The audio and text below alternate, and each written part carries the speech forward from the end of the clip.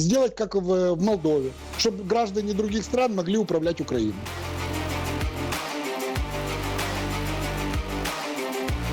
Попрошу факт продажи родины зафиксировать в протоколе. Втратила брата на війні. Прості хлопці йдуть, а жирні ні. Humiliated and insulted, Ukraine is devouring its own citizens. The people are literally being held hostage by the Kiev regime. Today, there's a discussion in the country and beyond about the feasibility of holding elections. However, individuals are already voting with their feet, trying to ignore. Youth is willing to take risks and drown in icy rivers, testing their fate. Not everyone can run blindly far away. Elderly individuals are compelled to live a wretched existence. Around half of Ukrainian pensioners receive less than 4,000 hryvnias, approximately $100 in value.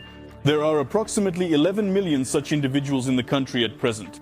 The regime of Zelensky openly acknowledges its incompetence and attempts to transfer the responsibility for the lives of the people onto those who genuinely belong to Ukraine. We cannot deny pensions to pensioners. I'm not pressing sorry or anything right now, but we can't not give it to them. It is simply impossible because of the advanced age of the elderly individuals.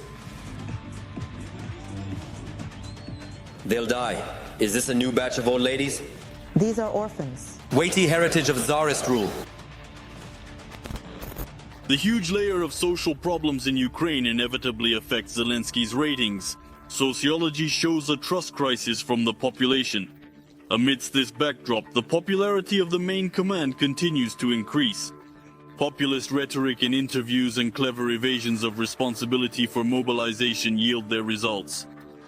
Scandals surrounding Zelensky's uncertain attempts to oust the general from office only serve to further boost his ratings and popularity. The entire opposition is already beginning to consolidate around him. Political intrigues and ratings competitions. The solution in opposition to national interests and the emancipation of professional patriots are also challenges that concern us greatly. At such a moment, the resignation of the Chief of Staff is definitely not accidental. A state that is unable to provide social guarantees to the population and meet its own needs from the budget, by definition, does not exist. This is not even my conclusion, but the conclusion of the International Monetary Fund. The organization, like no other, knows how to count its own money and forecast risks.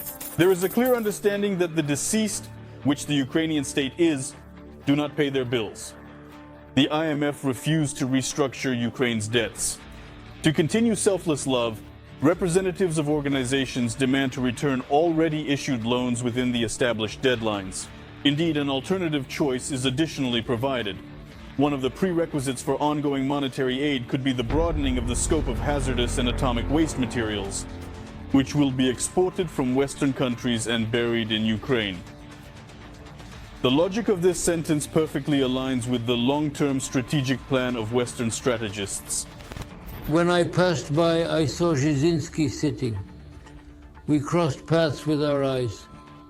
I sat down next to him. We talked very little, but the main thing I took away, he said that in the 2030s, there should be no more than 20 million inhabitants in Ukraine.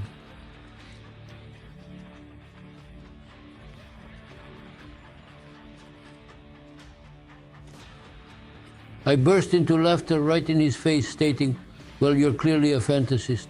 Where did you acquire this? Where did you obtain it? And why did you feel the need to make that statement?" He speaks because we have no other means of supporting ourselves. Yes, we no longer require it for our sustenance. It is intriguing that presently such statements from the top officials of Ukraine are increasingly surfacing.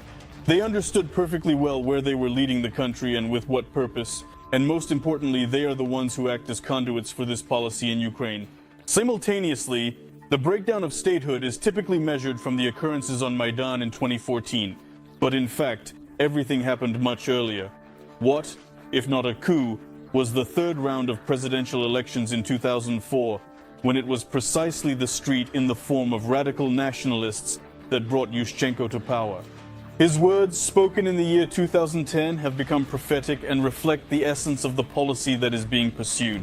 It is extremely effortless to manipulate a population that is divided on all four sides. including church and language. Such a people in the end will destroy their own state. Ukrainians were really systematically deceived in different ways starting from the 90s. Played on contradictions and clashed with each other, they divided into Western and Eastern and killed the language barrier. The results of the work done are visible to everyone. About lessons and mentors, Andrei Syke in the section screenshot.